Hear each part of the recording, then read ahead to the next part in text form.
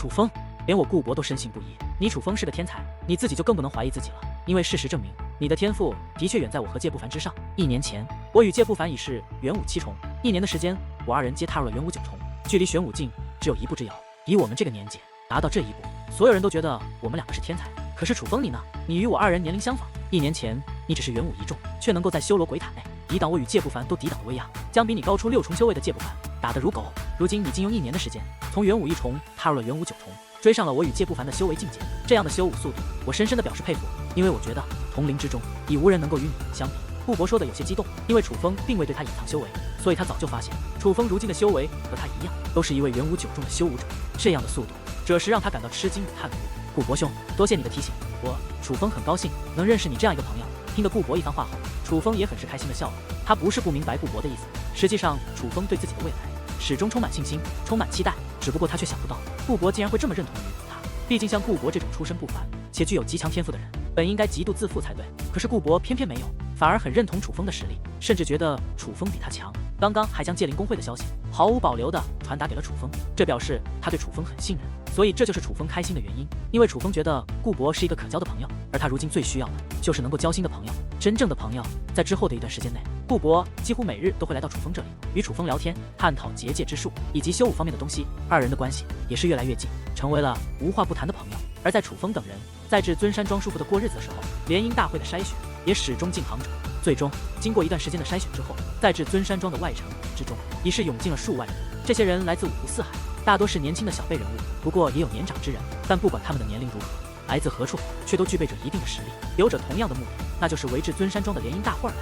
这一日，他们齐聚至尊山庄外城之中，因为这筹划了许久的联姻大会资格考核就将在今日开始。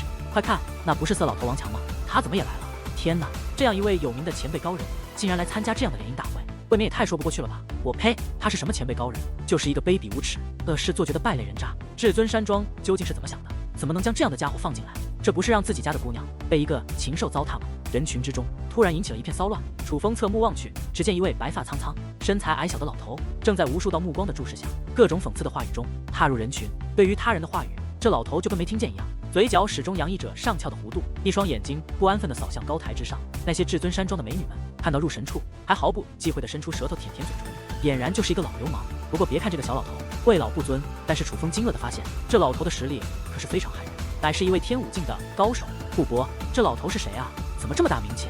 好像很多人都认识他。楚风好奇地对身旁的顾博问道。这老头叫做王强，有个外号叫做色老头，是一个流窜在各州之中色胆包天的采花贼。他的通缉令几乎贴遍了9州的各种被他糟蹋的女子，数不胜数。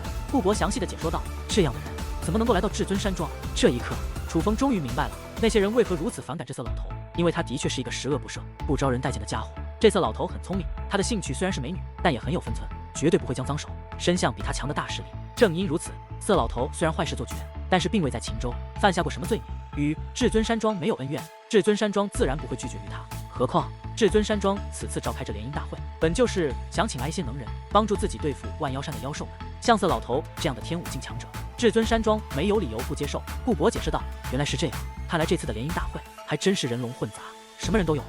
楚风不由感叹起来，他越发觉得这联姻大会没有想象中那么简单。而在色老头引起一场不小的轰动后，至尊山庄的主事长老们终于出场了。出场了5位长老，每个都是天武境的修为，其中为首的一位更是踏入了天武2重。而据顾博所说，那位天武2重的长老绝对不是至尊山庄最强的存在，由此可以看出至尊山庄的强大。不过重点是，这那位长老告知了楚风等数万人获得参加联姻大会资格的方法。首先代表庄主感谢在场的各位能够不远万里带着一颗诚心来参加我至尊山庄的联姻大会。为了回报诸位的诚意，此次联姻大会，我至尊山庄精心选出了100位优秀女弟子，她们的美貌各具特点，修为与才艺更是同辈中的佼佼者。对于她们的优点，我不能一一言表，但我敢向你们保证，我至尊山庄此次联姻大会的女子，绝对是9州大陆最出类拔萃的，她们绝对配得上天下间的任何男人。而如今，她们就主城之中等着你们。至于能否有机会博得她们的青睐，你们究竟有谁能够抱得美人归，那就要看你们各自的实力了。老者话音刚落，众人前方的地表便在刺耳的轰鸣声中缓缓移动，最终浮现出2座巨大的入口。原来那地底下方竟然有2座深邃且宽敞的地道，通往看不见尽头的浩大地宫之中。诸位，这2座通道通往我至尊山庄的无极的宫。各位只要能够通过这无极地宫，便能够获得参加联姻大会的资格。而因为此次参加考核的人数众多，为了公平起见，无极地宫分成了2个级别，一个级别适合玄武境的修武者，凡是年满18岁者都必须进入这座玄武级别的无极的宫；另一个级别适合元武境的修武者，年龄未满18岁的修武者可以选择进入元武级别的地宫，只要通过，同样可以获得参加联姻大会的资格，并且若是年龄未满18岁的人觉得元武级别的地宫太过简单，委屈了自己的实力，是可以选择进入玄武级别地宫的。但是年龄已满18岁的人是绝对不可以进入元武级别地宫的。而无论是元武级别的地宫还是玄武级别的地宫，凡是第一个通过的人都能够得到优厚的奖励。元武级别的迷宫会奖励第1位通关者至尊令1块，手持至尊令将在我至尊山庄掌控的范围内享受到最优厚的待遇，能够随时出入我至尊山庄而不受阻拦。除了这至尊令外，第1名通关者还可以得到1万颗元珠作为奖励。至于玄武级别迷宫的第1名，不但能够得到1块至尊令，还可以得到1万颗玄珠作为奖励。那位当家长老高声说道：“什么？竟是1万颗玄珠？”听得此话，几乎在场的所有人都是面露狂喜之色，就连出身在界灵公会的顾博等人也是不由激动地舔了舔嘴唇，说道：“这至尊山庄真是财大气粗，果然出手便是大手笔！天哪，竟以玄珠做奖励，还是1万颗！”但是相比于他们来说，最过吃惊的却莫过于楚风。来自九州大陆最落寞一州青州的楚风，根本就没有见过玄珠为何物，哪怕他将青州最强宗门凌云宗给翻了个底朝天，却也没有找到1颗玄珠。但是此时此刻，至尊山庄竟然拿出1万颗玄珠作为奖励，这样的奖励简直是凌云宗的全部家产都远远未能达到的。由此可以看出，至尊山庄与凌云宗的差距有多大，也难怪凌云宗能在青州称王称霸，却根本踏不上大陆的舞台。因为相比于至尊山庄这些顶级的大势力，凌云宗简直弱爆了。楚风，1万颗玄珠不但能够让你轻松突破到玄武境，恐怕还能更上一层楼，直接踏入玄武2重，这可真是太棒了！若是能够踏入玄武2重的话，你小子和本女王的修为就只差1层了。不依靠我的力量，你小子也能在玄武境强者中称王称霸了。这至尊山庄果然没来错，你小子这是要大发特发了。事实上，不只是楚风，就连蛋蛋也是激动不已。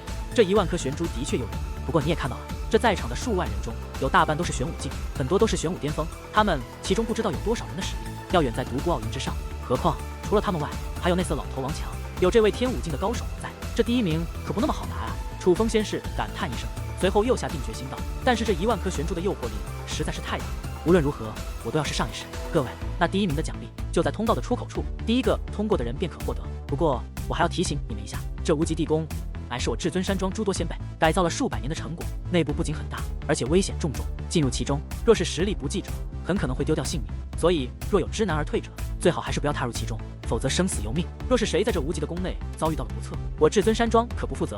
考核的时限为5个时辰，5个时辰之后，通过2座无极的宫者，皆可参加后面的联姻大会。但若无法通过者，则将全部被淘汰。好了，废话就到此结束。究竟谁能够拿到这2块令牌？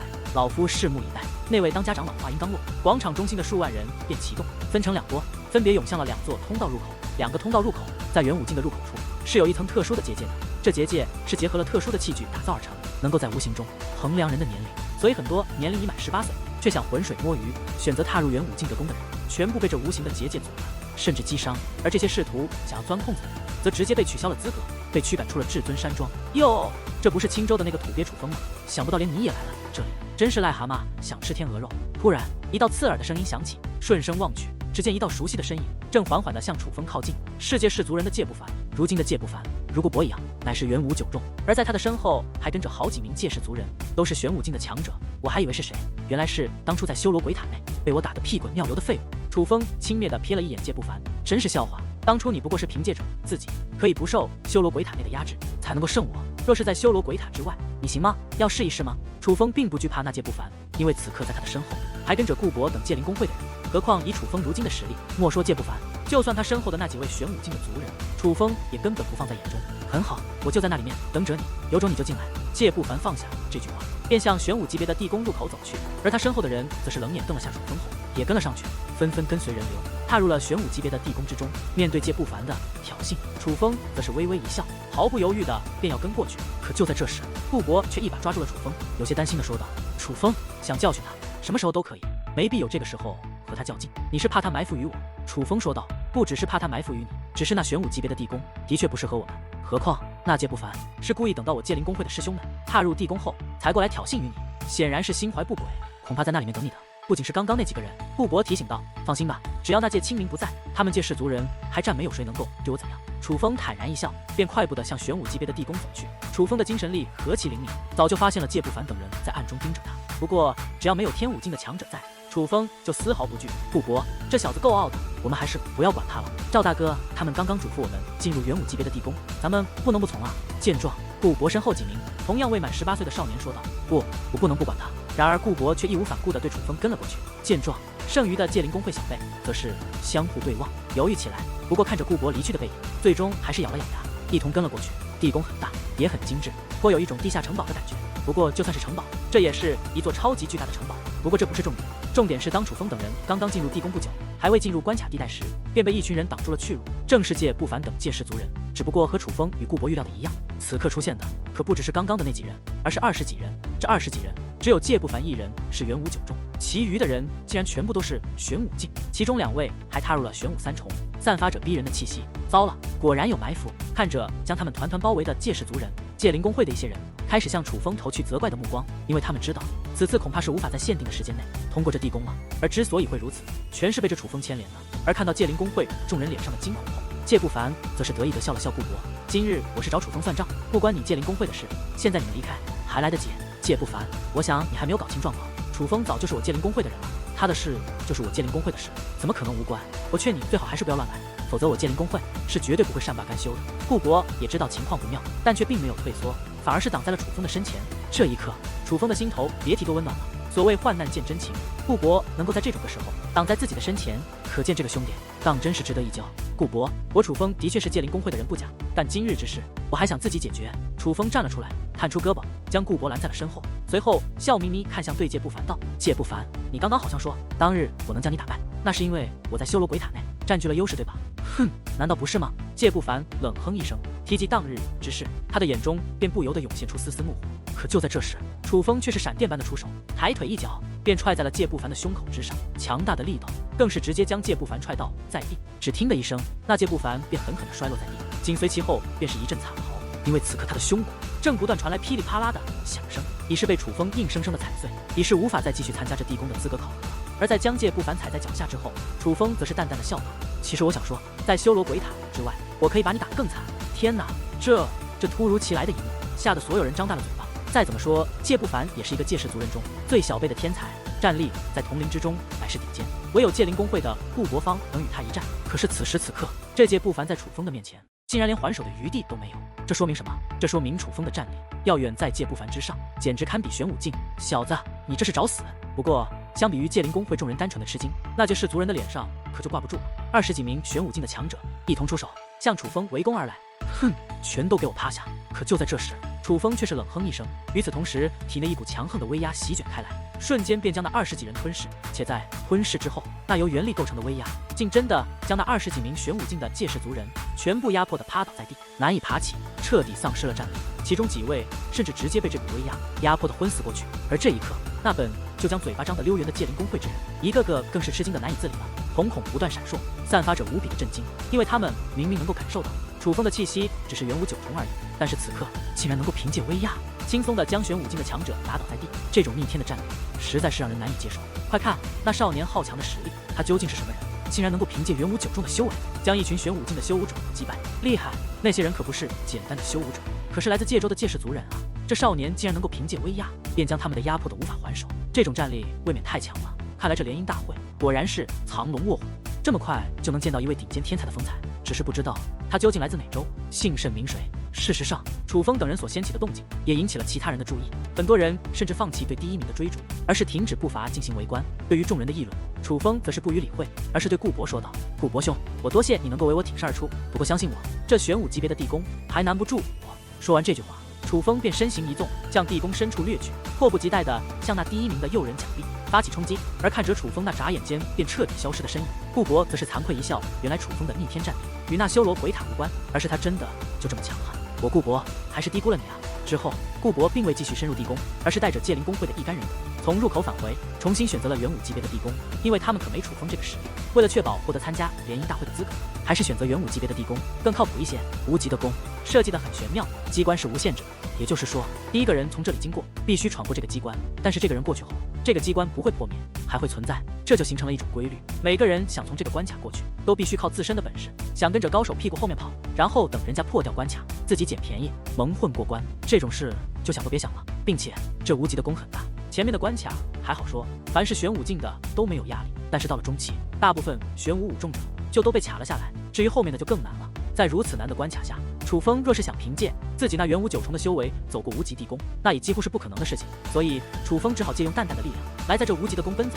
楚风的行为可以说是作弊，但实际上也不是。淡淡是楚风的戒灵，也是楚风的能力之一。这就好比有人有件骑兵护身，相比于同等实力的人，就有了绝对的优势一样。难道说两个人打架有骑兵的就不让用吗？这当然不可能。所以楚风借用淡淡的力量来获得好处，这也是无可厚非的事情。此刻的楚风将自己的御空术施展到了极致，凭借着自己戒灵师的感应力以及淡淡那玄武3重的修为，无论怎样的机关都难不住楚风。在这种情况下，数不清的人开始被楚风超越，而当他们看到那超越自己的人竟然是一位稚嫩的少年后，无一不是倍感吃惊，深深地记住了这位少年的脸孔，因为他们都觉得这很可能会是一位日后名扬大陆的天才。不行，这样下去不是办法。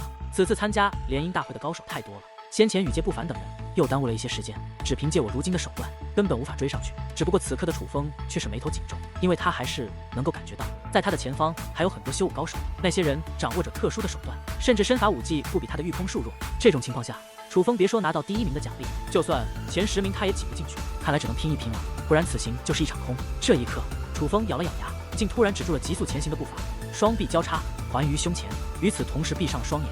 这小子怎么站着不动了？这不是刚刚追过我那小子吗？他在做什么？不过是玄武3重的修为，想必刚刚那种恐怖的速度一定是使用了某种禁忌手段，此刻遭到反噬了吧？楚风驻足不前，使得刚刚被楚风超越的很多人都追赶了上来。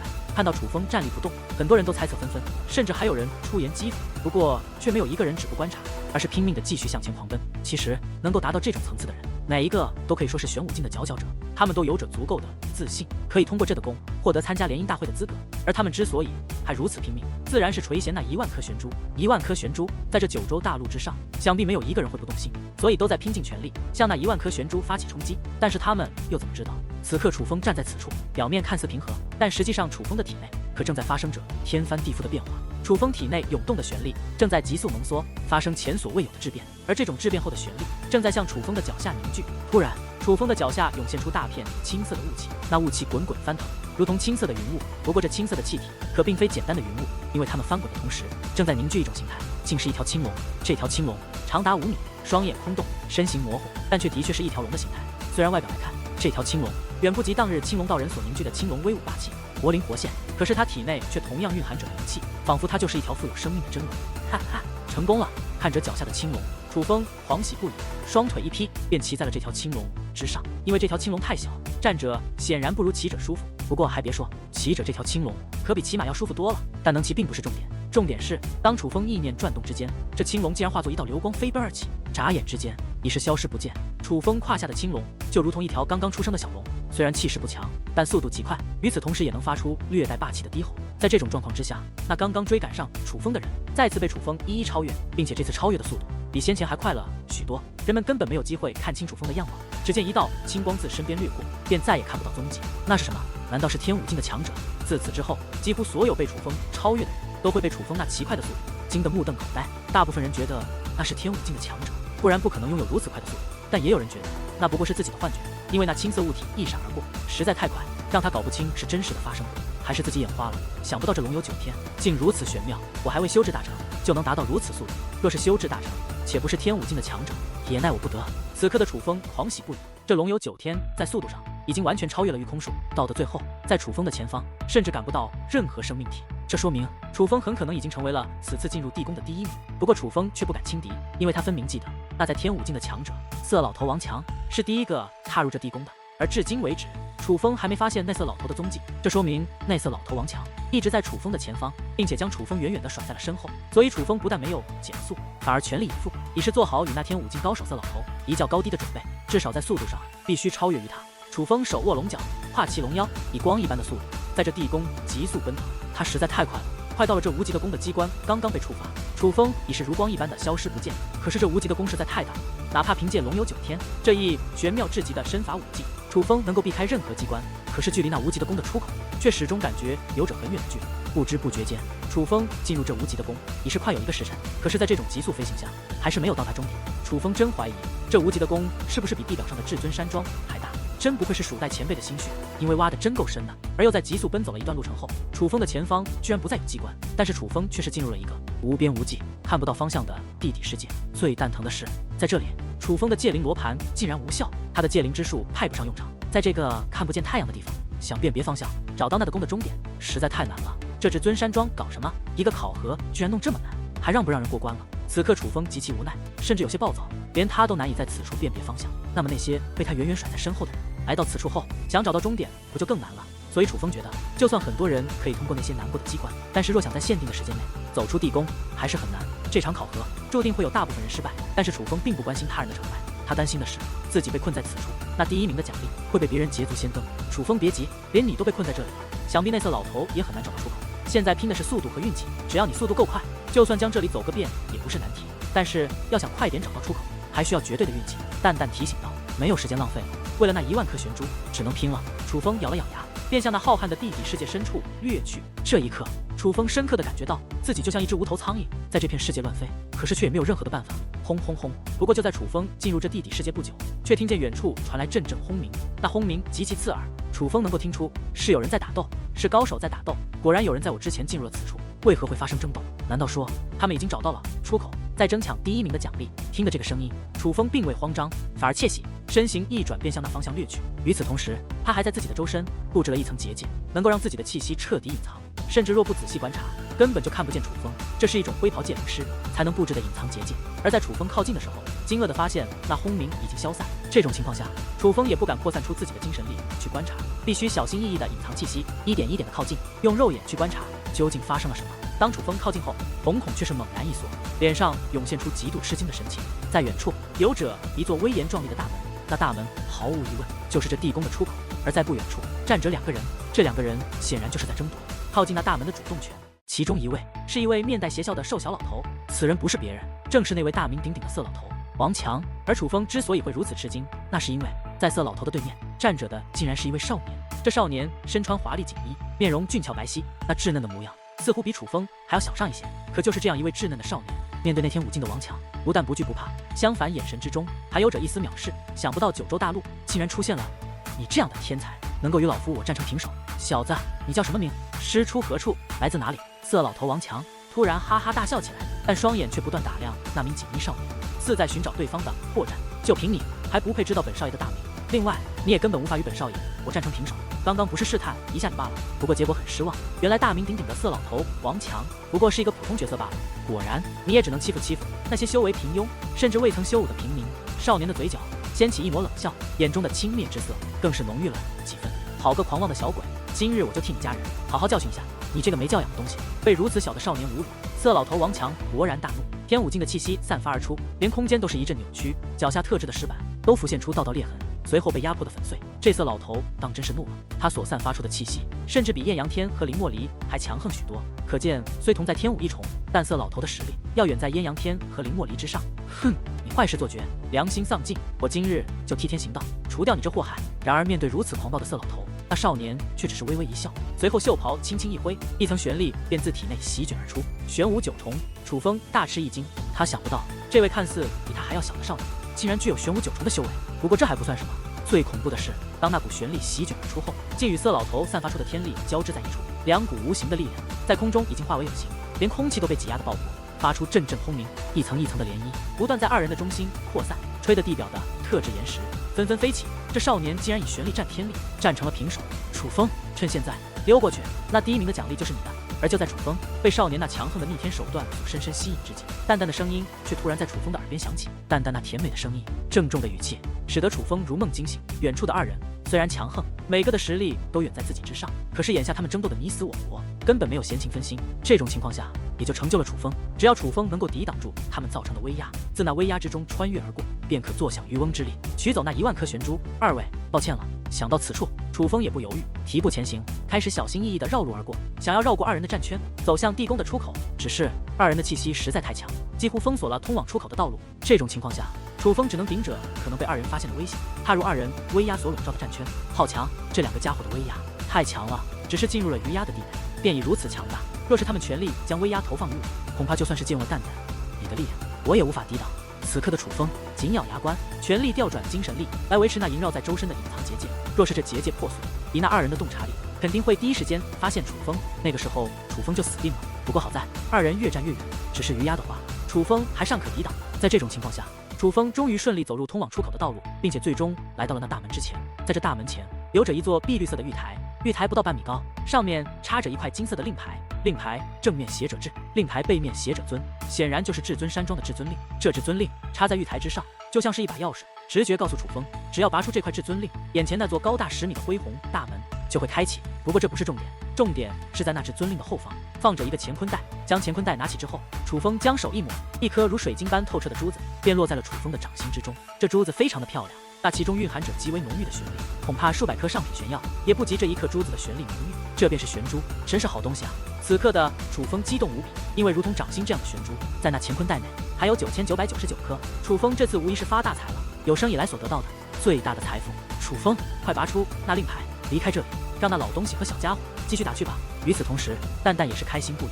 不行，我若现在这样出去，所有人都会知道我是第一个通关者，会引来很多人的注意，这对我极为不利。最主要的是，那色老头王强以及那神秘的少年也会知道是我投机取巧，趁他们交战之时钻了空子。我现在已经得罪了界氏族人，在这里不能再树立大敌了，否则日后踏入万妖山的时候，恐怕不用妖兽对我动手，他们就会第一个置我于死地。那怎么办？总不能放着这1万颗玄珠不要吧？只有一个办法了，当做什么都没发生过。从哪来回哪去？楚风说话之间，将那满是玄珠的乾坤袋收起，随后便向二人交战的方向行去。不可以，这太危险了，你没必要犯这个险。蛋蛋极力劝道。放心吧，我有龙油9天在身，若是被发现，我大可逃之夭夭；若是不被发现，那就能够避免结下这2个大敌。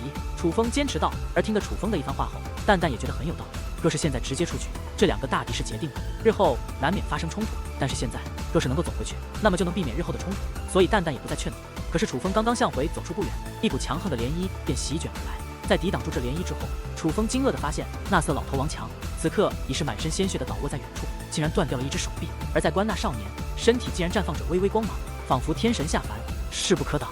而在他的额头处竟然有着一个金灿灿的字体，黄字，这是黄级血脉，难怪这小鬼这么厉害，原来掌握着这么浓郁的血脉之力。淡淡解释道，你是姜氏皇朝的人，你竟是姜氏皇朝的人。这一刻，那色老头已是满面恐惧，说话的声音都在颤抖，被少年的实力以及身份所吓到了。现在知道也不算晚，不过其实都是一样的，你今日注定要死在我的手中。少年面带微笑，缓缓地向色老头靠拢，想杀我没那么容易。然而色老头却突然手掌一翻，一颗黑色的药丸出现在掌心，是禁药。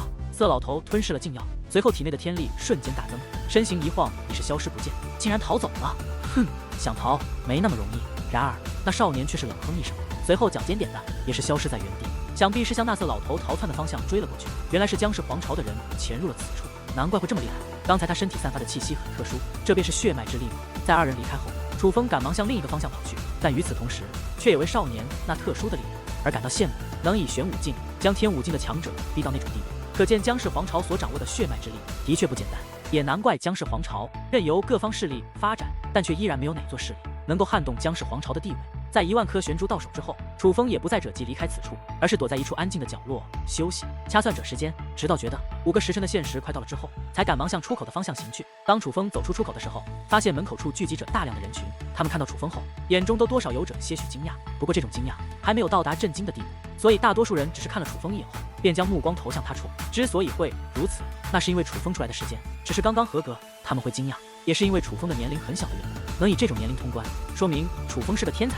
只不过这种层次的天才在这里有很多，所以还无法引起人们过多的注意。若是楚风之前拿着那块令牌第一个出来，想必这些人的目光绝对不会是单纯的一点惊讶，而是无比的震惊。但是楚风现在最不想要的就是引起不必要的轰动，他要的是低调。楚风兄弟！就在这时，一道熟悉的声音突然响起，定目望去，只见顾博等界灵工会的小辈正面带微笑的向自己走来，可见他们也是成功的通过了资格考核。顾博通过了。见到顾博，楚风也很是开心，因为经过这段时间的相处，楚风俨然已经将顾博当成了好兄弟，自然希望顾博能够通过考核。何止通过了？顾博可是此次元武级别地宫的第1名，拿到至尊令的人。还不待顾博回答，其身后的一名少年便满脸得意地开口了，就仿佛拿到第1的是他一样。顾博兄，真是恭喜你了。对于这一结果，楚风并未感到太过意外，脸上有的只是发自内心的高兴，替顾博感到高兴。因为顾博不仅实力强横，戒灵之术更是利奥的。他在元武级别的宫内拿到第1，乃是楚风意料之中的事。楚风兄弟，若是你也选择进元武级别地宫的话，这第1名显然是非你莫属。顾博很是谦虚，而对于顾博这句话，他身后的戒灵公会之人倒也都很认同。不管之前怎么听闻楚风的事迹，他们心中都有所怀疑。但是当他们亲眼见到楚风以元武9重的修为，将界氏族人一群玄武境的高手打得如狗一般后，他们算是发自内心的佩服楚风，甚至畏惧楚风。而对于众人那特殊的目光，楚风则是微微一笑，随后转移话题的问道：“我顾博兄弟拿到了元武级别的第1名，那玄武级别的第1名是被何人拿到的？”楚风这次可是出现了一个黑马呀！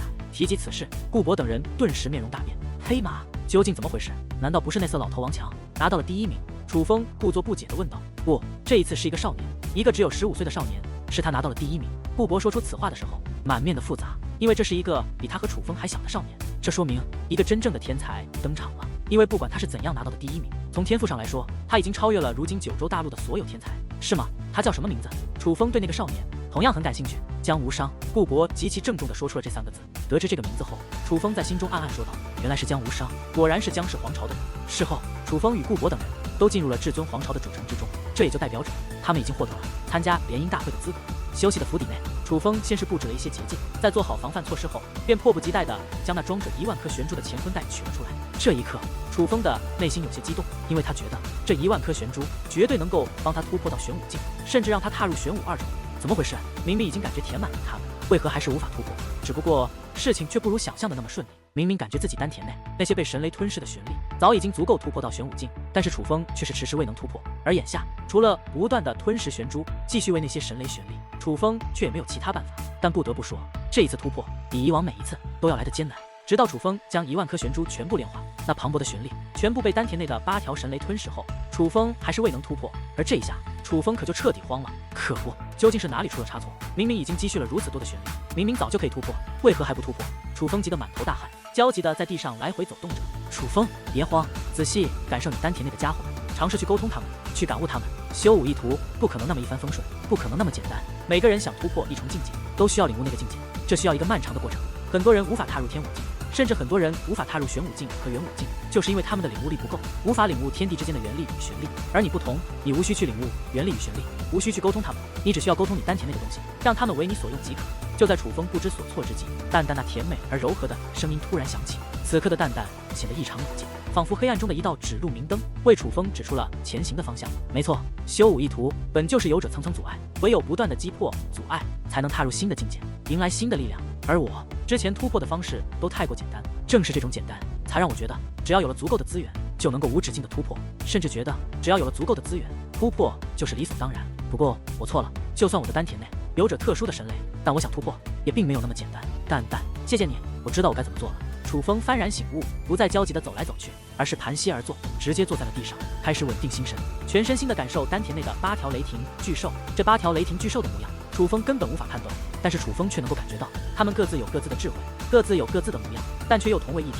雷霆巨星号星号织在一起，盘踞成一团，其中7条很是祥和，仿佛正在沉睡，而其中1条却很不安分，正在蠢蠢欲动，似是想要逃离这个团体一般。是你吗？是你想要融入我的体内，带给我新的力量吗？不要犹豫，相信我，我不会让你失望。把你的力量交给我，我一定会让你的力量绽放光芒。楚风察觉到问题所在，顿时狂喜，赶忙在心中默念，尝试着与那条雷霆巨兽沟通。突然间，那条雷霆巨兽仿佛听懂了楚风的话语，顿时一声怒吼，那声音在楚风耳边回荡，仿佛能够刺破苍穹，撼动天地。最主要的是，在一声怒吼之后，那只雷霆巨兽竟夹带着强横的雷霆之力，脱离了另外7条雷霆巨兽，自丹田之内奔腾而出。这一刻，楚风能够清晰地感受到这只雷霆巨兽的模样，它没有固定的形态，随时都在变化，也没有双眼，但却能够辨别方向。凝聚成它的是蓝色的雷霆，散发着极其可怕的力量。突然，那雷霆巨兽身形一动，竟钻入了楚风的心脏之中。楚风并未感觉到疼痛，只是身体一颤，觉得自己浑身都被麻痹了。但就算如此，楚风还是能够感觉到，那蓝色的雷霆巨兽已经在楚风的心脏分解，化作无数道细小的蓝色雷霆，自血管之中流出，迅速占领楚风的全部血液，融入其中。而这一刻，楚风更是能够感觉到自己浑身上下，包括丹田，正在发生天翻地覆的变化。他的双眼更明亮，甚至能在飞夜看清事物。他的听力更灵敏了，甚至能听见外面的风吹草动，身体更强壮了，力量更强大了，整个人都发生了天翻地覆的变化，能够感觉到萦绕在周围、充斥在天地的旋律。没错，楚风突破了，成功的踏入了玄武境。但这还没有完，此时此刻，楚风丹田内的7条雷霆巨兽也正在发生蜕变，那被他们吞噬掉的旋律正在转化为全新的力量，融入楚风的体内。而在这种蜕变下，楚风的修为也在增长，1重、2重、3重，楚风竟一口气突破到了玄武3重的境界，直接从元武9重成为了玄武3重的强者。成功了，我成功了！蛋蛋，你看到没有？我成功了！楚风狂喜无比，先前还满是忧愁的脸上涌现出前所未有的狂喜。哈哈，好厉害，竟然比预想的还要强，直接踏入了玄武3重。如今你小子无需借用我的力量，也可在玄武境内称王称霸了。蛋蛋同样满面的喜悦，那绝美的脸颊之上挂着那甜美的笑容，绝对能够迷倒世人无数。不过可惜，却没人能够看到这位绝世小美女的轻视笑颜。哈哈，恐怕我的力量比之前借用蛋蛋你的力量时还要更胜一筹。楚风一笑，随后眼中便涌现出金色的雷芒。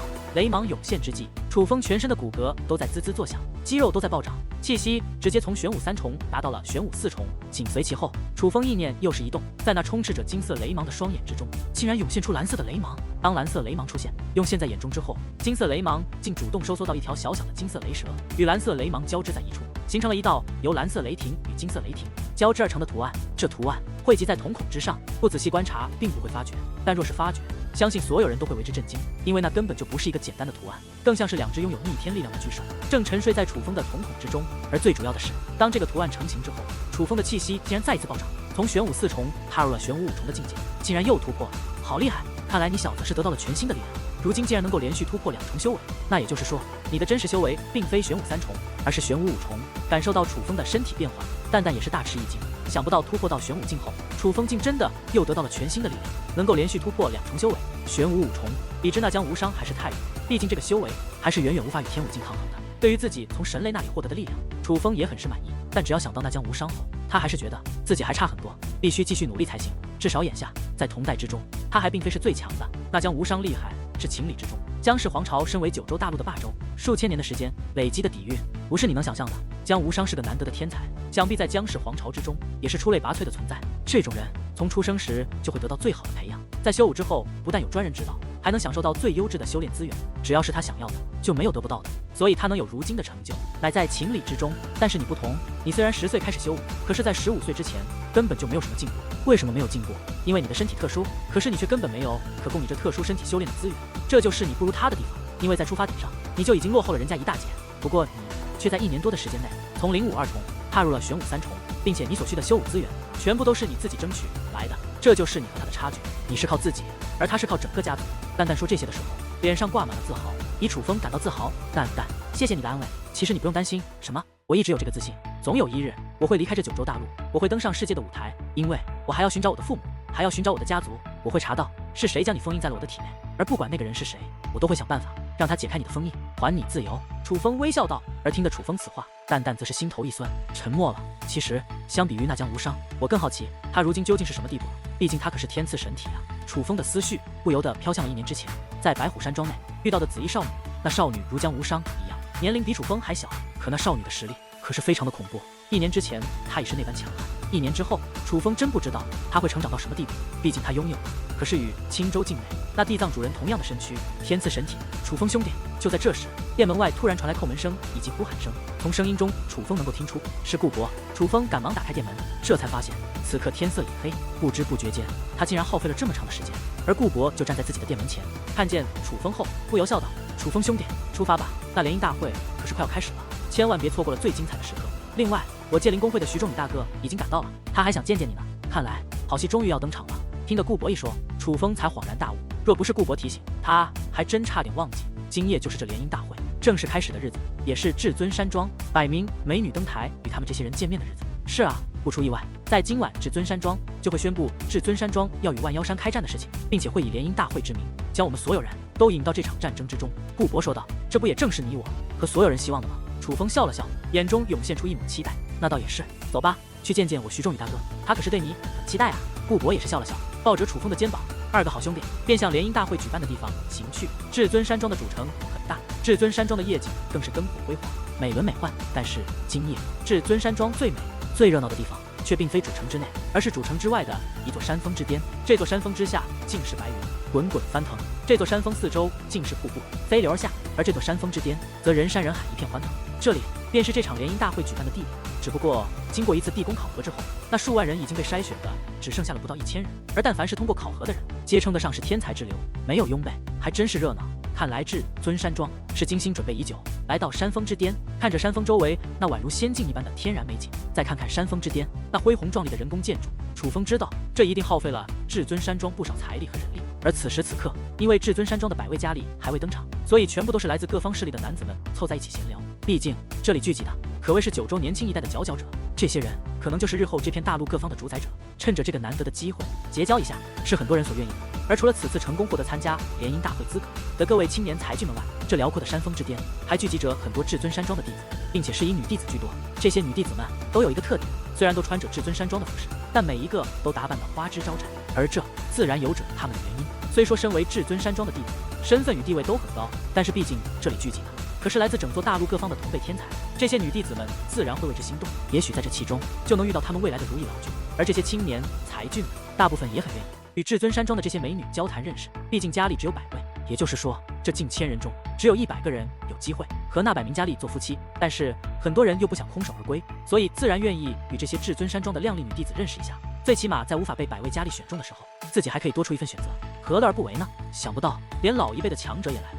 与此同时，楚风也注意到，在一些特殊的建筑内，一些老辈的强者正在笑语交谈，而这些老者的气息可都不低，最弱的都在玄武巅峰，其中几位楚风竟然无法探测深浅，想必是踏入了天武境的高手，大部分都是今日到的。我界灵公会的长老也来了不少，想必都是害怕自家的小辈出现不测吧。不得不说，至尊山庄的这次联姻大会很成功，至少很多高手都被拉入了他们与万妖山的这场战争。顾博先是感叹地笑了笑，随后补充道：“对了，楚风，刚刚我收到一个消息，在地宫考核结束，搜索被困在地宫的人员的时候，竟然发现了色老头王强的尸体。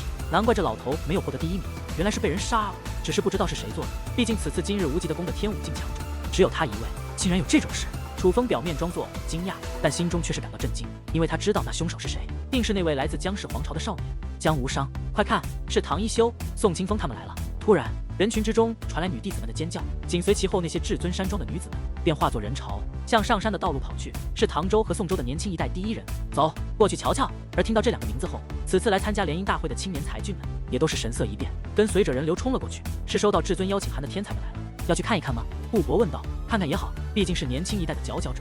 楚风笑了笑，便迈开步伐，跟随着人群向前行去。而穿越过人群之后，楚风能够看到4名身材高大、面貌英俊的男子，正在至尊山庄诸多长老与弟子的簇拥下，向山峰之巅走来。这4名男子虽然面带微笑，却仍然无法隐藏他们的高傲。而从周围人群的窃窃私语之中，楚风得知这4人分别是来自唐州的唐一修、宋州的宋清风、元州的白云飞、明州的刘逍遥。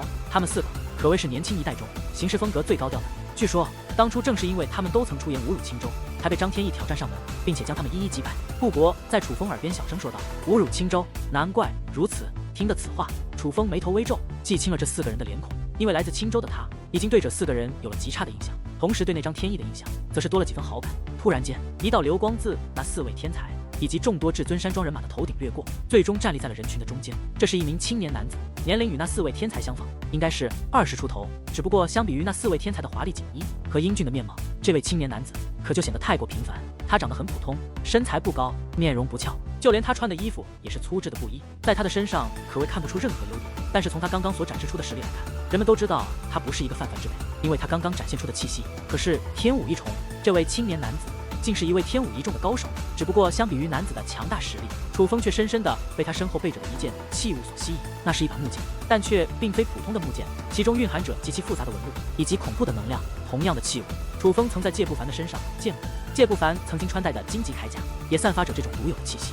这说明木衣男子身后的木剑乃是一把骑兵。慕容羽是剑神谷的少谷主慕容羽，莫非他身后的就是骑兵神木剑？这位布衣男子登场后，引起了许多人的惊呼。原来他便是随州的小辈第一人。慕容羽，你真是活得不耐烦了，竟敢从本少爷的头顶跨过！慕容羽，你真是好大的胆子！真以为是剑神谷的少谷主便可无法无天了吗？与此同时，那4位天才则是满面愤怒，指着慕容羽大吼起来。显然，刚刚慕容羽的举动已经引起了他们的严重不满。明明是你们挡了我的路，我才从你们的头上越过，但是你们非要说是跨过的话，我也没办法。毕竟天下间有着这样一句话，那就是自取其辱。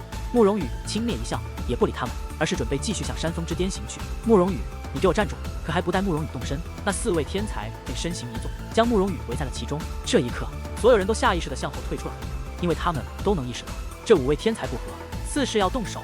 面对这种情况，至尊山庄的长老也并未阻拦，而是同样加入了众人围观的行列。事实上，就连那在山峰之巅休息的各方势力前辈高人，也都是走了出来，想要看看年轻一代佼佼者的争斗。好狗不挡路，让开！慕容羽眉头皱都不皱一下，异常霸道。慕容羽，你可真是够狂的，真以为只有你踏入了天武境吗？4位天才冷哼一声，一股磅礴的气息便散发而出，连周遭的空气都是一阵扭曲。是天力，这4位居然也都踏入了天武境，好厉害！不愧是收到至尊邀请函的人，如此年纪竟已踏入天武境，那日后的成就还利奥的，真羡慕那些师姐师妹，能够有机会与这样的天才结为连理。若能与这样的天才做夫妻，此生何求啊！这4人展现出自己的实力后，旁人倒还好说，顶多就是惊叹，但是那些女子们一个个的可就想入了非非。不过这也不能怪他们，毕竟大部分女子都想找一个如意的郎君，强大的依靠，踏入天武又如何？还不是被张天翼打得如狗一样？慕容羽眼中的轻蔑不减，反而在嘴角掀起一抹嘲讽的弧度。慕容羽，你真是狂妄到家！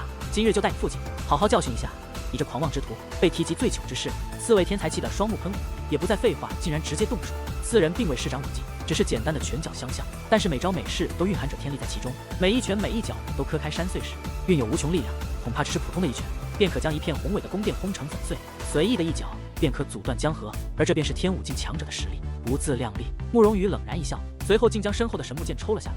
神木剑一入手，顿时绽放起奇异的光芒，无数符咒萦绕而出，又融入慕容羽的体内。这一刻，那奇异的光芒符咒竟与慕容羽融为一体，他的气息已是大增。与此同时，慕容羽将剑指向4人，一股磅礴的威压便从天而降。那4人的脚下顿时飞沙走石，浮现出一座巨大的深坑，而4位决定天才也同样无法抵挡这股威压，竟硬生生的被压倒在地，难以站起。天哪，这慕容羽竟然如此厉害，只是一击便将4位绝顶天才击败。